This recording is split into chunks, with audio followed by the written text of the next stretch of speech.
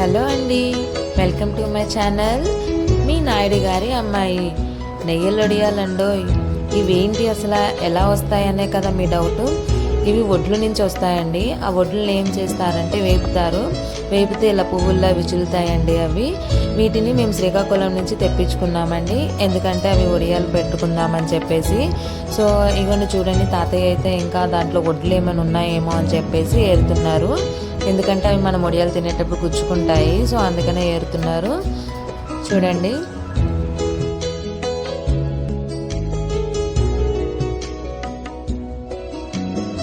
ఇవి ఇలా వేరేసిన తర్వాత పక్కన పెట్టుకోవాలి. ఇప్పుడు ఇవి ఏంటనేది తెలుసుకున్నారు కదా, సో వీటితో ఎలా వడియాలు చేస్తామో చూసేద్దాం రండి.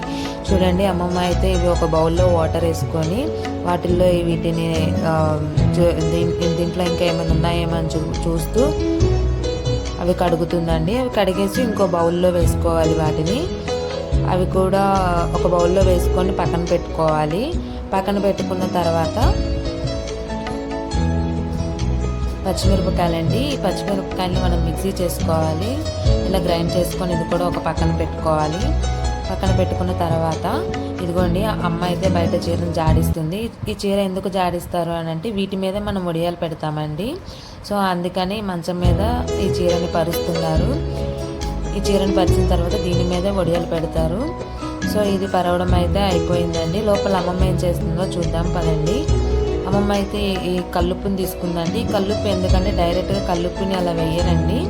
సో అందుకనే దాన్ని కరగదీసి ఆ వాటర్ని దాంట్లో వేస్తారు. అదిగొండి వేస్తుంది.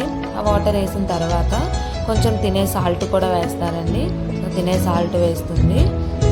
తినే సాల్ట్ కూడా వేసిన తర్వాత కొంచెం నువ్వులు కూడా వేస్తారు. నువ్వులు వాము వేస్తారండి.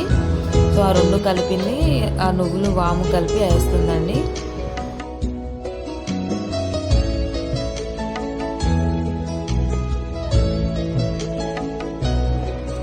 వేసేసిన తర్వాత ఈ విధంగా అయితే కలుపుకోవాలండి. ఈ విధంగా కలుపుకొని బయటకు తీసుకెళ్ళి వడియాలు పెట్టడమే అండి. సో వడియాలు పెట్టడం చూసేద్దాం. ఇదిగోండి, ఇలా ఉండలు చేసుకోవాలి. ఇలా ఉండలు చేసుకున్న తర్వాత ఒక లోటా లాంటిది తీసుకొని అలాగా రౌండ్గా వచ్చేలాగా చేసుకోవాలండి. ఆ రౌండ్గా వచ్చేలాగా చేసుకొని నీట్గా సర్కిల్ చేసుకొని పెట్టుకోవాలండి.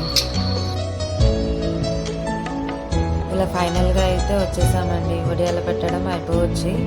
చూడండి,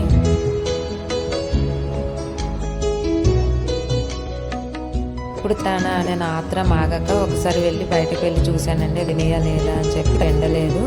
సో ఈవినింగ్ వరకు వెయిట్ చేశాను. సో ఈవినింగ్ చూడంగా వినయండి, ఇలా ఎండాలి. నెక్స్ట్ డే కూడా కొంచెం పెట్టేసి ఆ ఎండలో వేస్తే ఇంకొంచెం ఎండుతుంది. అలా ఎండుతాయండి. ఇలా ఆయిల్లో వేసుకొని మనం వేపుకోవాలి. వేపుకున్న తర్వాత ఇలా వస్తాయండి. చూడండి, ఇవి పప్పులో నంచుకొని తింటే చాలా బాగుంటాయండి. నా వీడియో కనుక మీకు నచ్చినట్టయితే లైక్ చేయండి, షేర్ చేయండి, సబ్స్క్రైబ్ చేయండి. Thank you for watching this video.